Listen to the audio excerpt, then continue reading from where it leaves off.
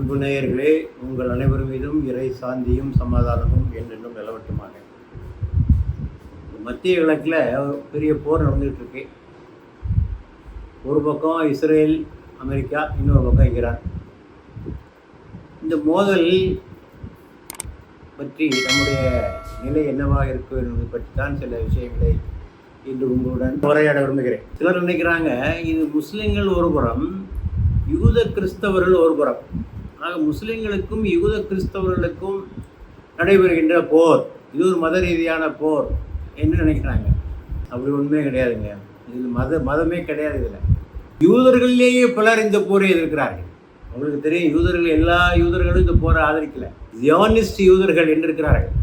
ஜியானிசம் என்பது ஒரு இயக்கம், தியோடர் ஹெர்சல் என்பவரால் ஆரம்பிக்கப்பட்ட இயக்கம். இஸ்ரேலை நாட்டை பெறுவதற்காக ஆரம்பிக்கப்பட்ட இயக்கம். அதனுடைய சித்தாந்தமே வன்முறை சித்தாந்தம் தான்.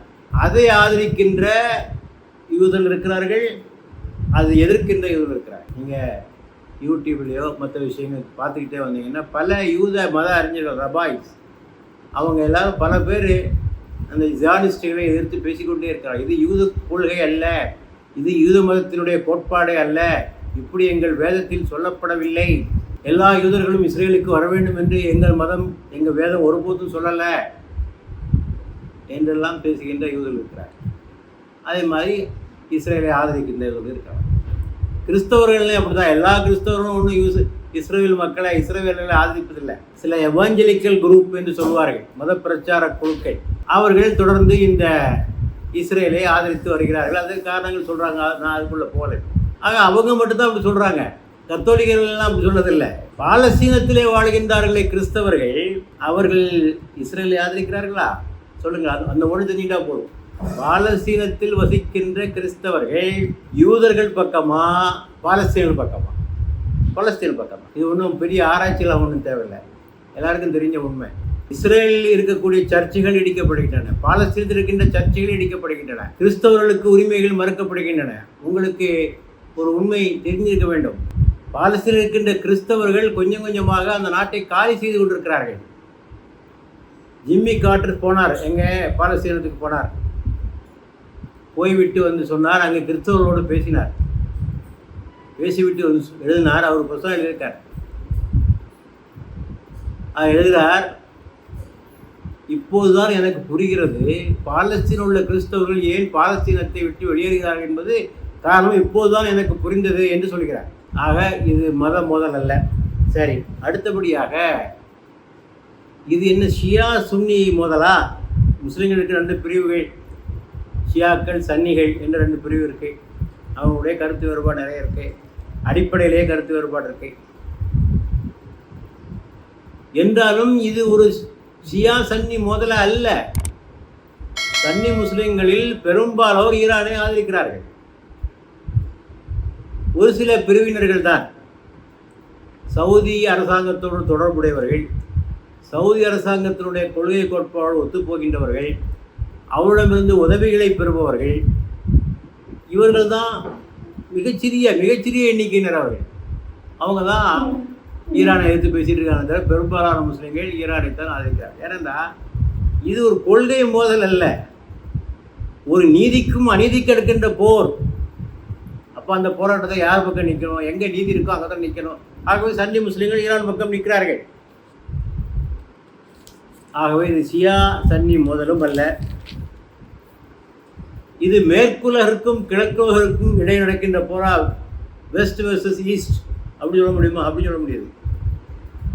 பெரும்பாலான மேற்குலக நாடுகள் இஸ்ரேலை எதிர்க்கின்றன.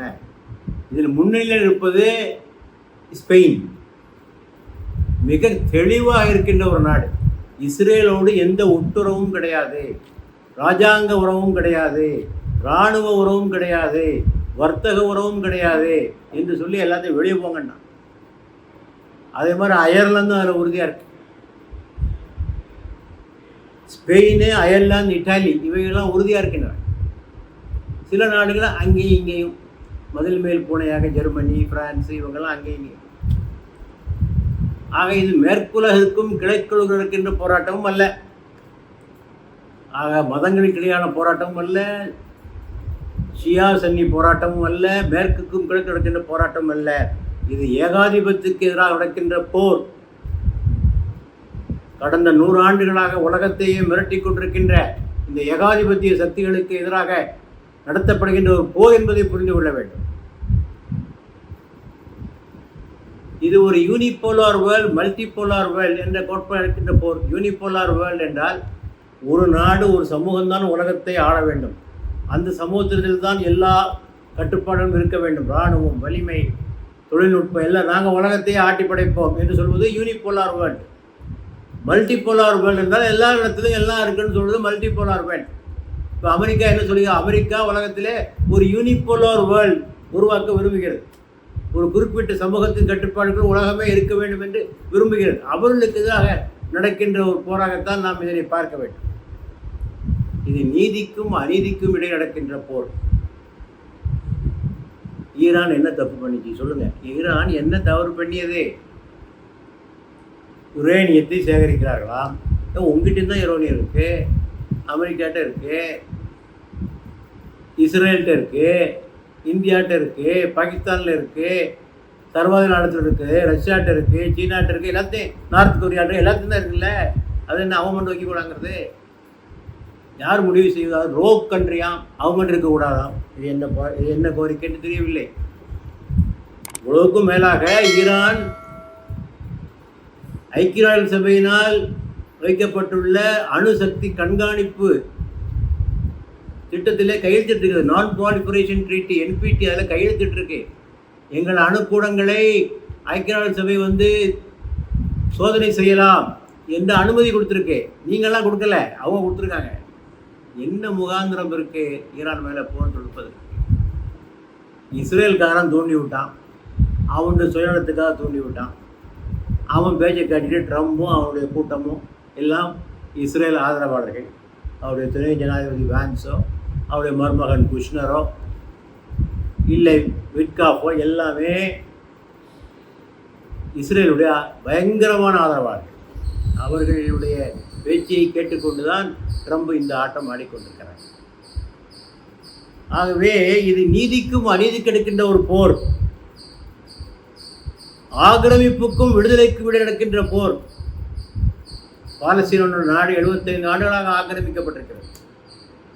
ஐக்கிய நாடுகள் சபை அவர்களுக்கு ஒதுக்கிய எல்லைகளை எல்லாம் மீறி பல நாடுகளை கபலீகரம் செய்திருக்கிறார். பாலஸ்தீன மக்களை கொடுமைப்படுத்தி வருகிறார். சிரியாவிலிருந்து கொஞ்சம் பகுதி, ஜோர்டானிலிருந்து கொஞ்சம் பகுதி, மேற்கு கரையின் ஆக்கிரமிப்பு, பாலஸ்தீன ஜெருசலம் ஆக்கிரமிப்பு, இதெல்லாம் யார் உங்களுக்கு கொடுத்தது? என்ன வேணாலும் செய்யலாமா? யூதர்களை வெளியேற்றி அங்கே குடியிருப்புகளை வைப்பது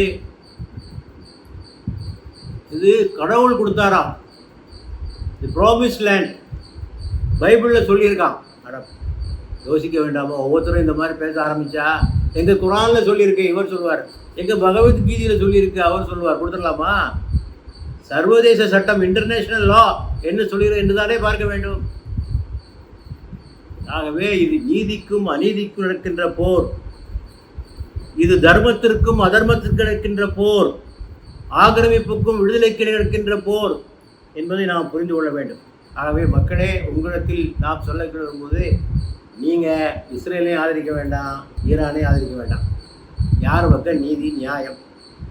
வெறுப்பு இல்லாமல், பாரபட்சம் இல்லாமல், மத கண்ணோட்டம் இல்லாமல், மத வெறுப்பு இல்லாமல், இந்த சமுதாயம் நமக்கு எதிரி, அந்த சமுதாயத்தை யார் எதிர்க்கிறானோ அவன் நமக்கு நண்பன், எதிரிக்கு எதிரி நண்பன் என்ற கோட்பாடுகளை பின்பற்றாமல், இரட்டை அளவுகோல்களை வைத்துக் கொள்ளாமல், நியாயமாக பார்த்தால் யாருக்கு நீங்கள் சப்போர்ட் பண்ண வேண்டும் என்பதை நீங்களே முடிவு செய்யுங்கள். ஆக நீதியின் பக்கம் நில்லுங்கள், நியாயத்தின் பக்கம் நில்லுங்கள், தர்மத்தின் பக்கம் நில்லுங்கள். இஸ்லாமாக சொல்லுது, நீதி செலுத்துங்க. அது உங்களுக்கே எதிராக இருந்தாலும் நீதி செலுத்துங்க. இஸ்லாம் மட்டுமா அப்படி சொல்லுது? எல்லா மதங்களும் அப்படிதான். வாய்மையே வெல்லும் சத்தியமேவ ஜெயதே சொல்கிறோம்ல, ரொம்ப சத்தியத்துக்கு ஆதரவு கொடுக்கணும் இல்லை? ஆகவே நீதியின் பக்கம் என்றால் இந்த உலகம் அமைதி பெறும். நீங்கள் வெறுப்பு, இரட்டை அளவுகோல்கள், மத வெறுப்பு, மதமாச்சரியம் இவற்றை வைத்துக்கொண்டு ஒரு பிரச்சனையை அணுகினால் உலகத்தில் அமைதி இருக்காது.